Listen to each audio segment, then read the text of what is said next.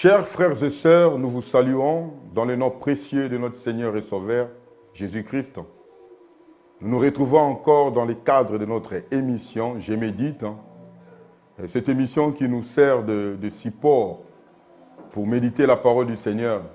Et nous sommes dans la joie encore aujourd'hui de nous retrouver parmi vous. Mais avant de commencer notre émission, j'aimerais prier avec vous.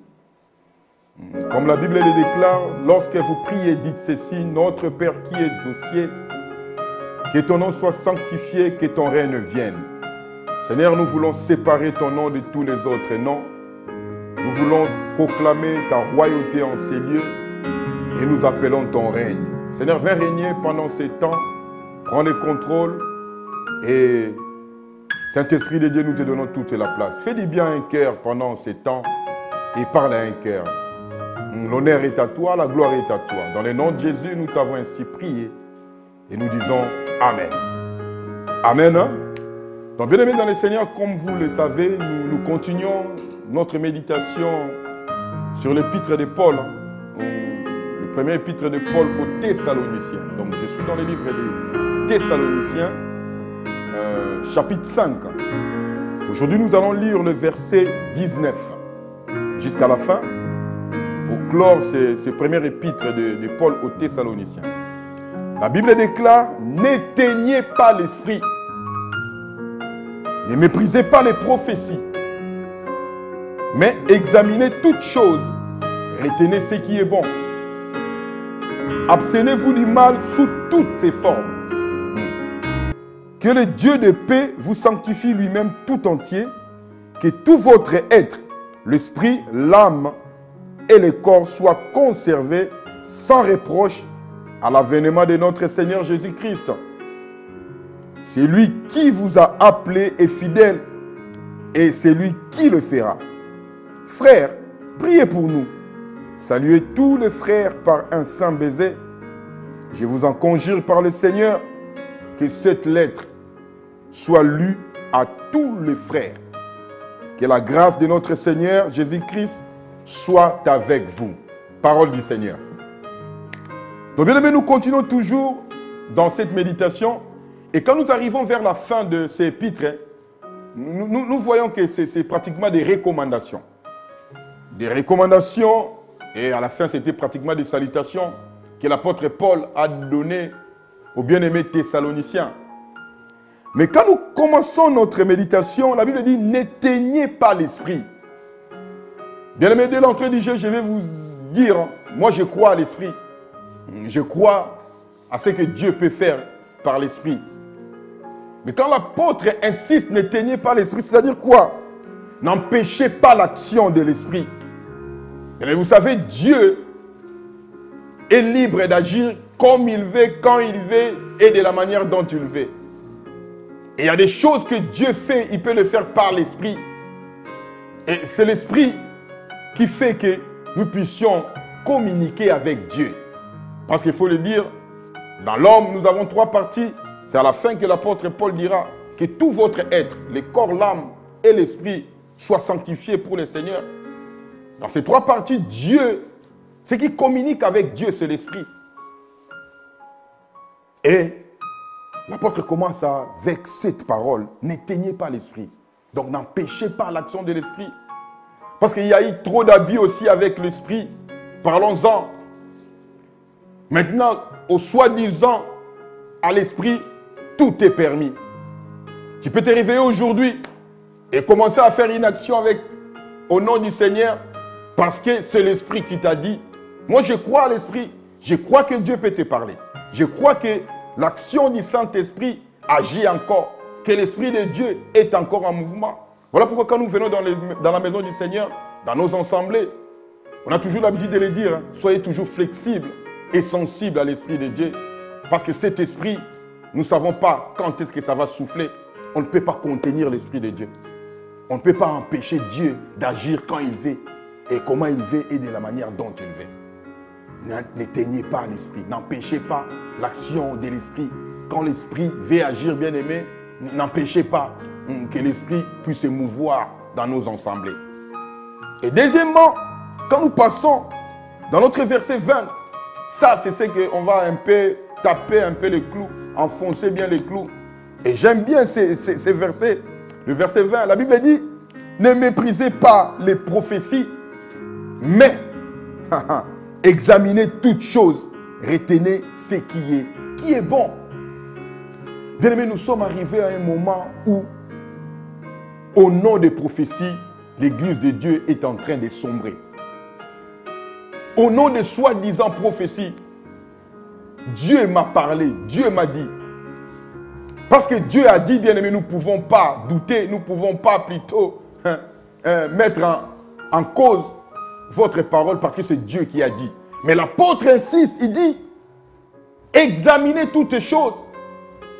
Bien aimé, la prophétie, c'est ce qui nous dit, ou c'est ce qui est dit dans une vie pour prévenir ou pour dire à la personne ce qui doit arriver.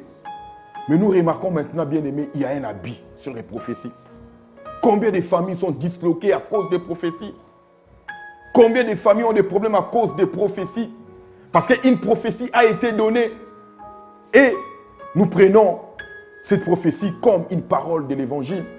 Bien aimé, la seule prophétie par excellence, c'est la parole du Seigneur. Nous avons plus de 866 promesses dans la parole du Seigneur. Bien aimé, la seule prophétie par excellence, c'est ça la parole du Seigneur. Voilà pourquoi quand on te dit une prophétie, quand on te balance une prophétie, bien aimé, examinez-la. Examine d'abord cette prophétie. Bien aimé, tu ne dois pas croire à toutes les prophéties. Voilà pourquoi dans Actes chapitre 17, si je ne m'abuse pas, au verset 11, les apôtres dira, non, l'apôtre dira plutôt, Pierre, il aimait bien les disciples de Bérée. Ces disciples, ils ont reçu la parole avec empressement par rapport aux Thessaloniciens. Parce qu'eux, ils vérifiaient. Ils vérifiaient dans les Écritures si tout ce qu'on les disait, c'était vrai. Mais c'est ce que moi aussi je te dis. Aujourd'hui, la prophétie c'est bien. Mais la prophétie ne doit pas remplacer la parole du Seigneur. Bien aimé, seule la parole du Seigneur est oui et amen. On ne peut pas ajouter, comme la Bible dit, un iota dans cette parole. On ne peut rien retrancher et rien ajouter. Parce que cette parole, c'est la vérité. Bien aimé, la prophétie, quelqu'un peut se tromper. Voilà pourquoi j'aime bien mon père. C'est lui qui nous conduit, c'est lui qui nous coach. Et quand il te dit quelque chose, il dit, je sens dans mon esprit. Je sens un peu dans mon esprit. Bien aimé, la parole du Seigneur, c'est ce qui est vérité. C'est ce que Dieu dit dans sa parole. C'est ce qui est la vérité. La Bible dit, ne méprisez pas. Nous ne méprisons pas les prophéties. Nous savons que Dieu peut parler. Moi, je crois que Dieu peut parler par une personne interposée. Je crois à l'Esprit de Dieu.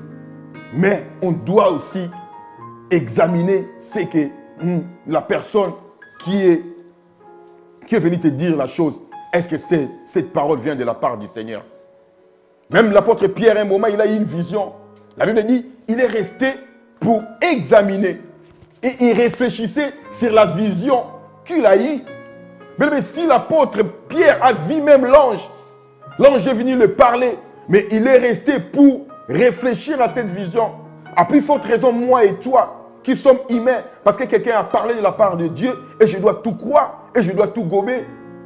L'apôtre lui dit, bien aimé, ne méprisez pas des prophéties, mais examinez toutes les choses. Retenez ce qui est bon.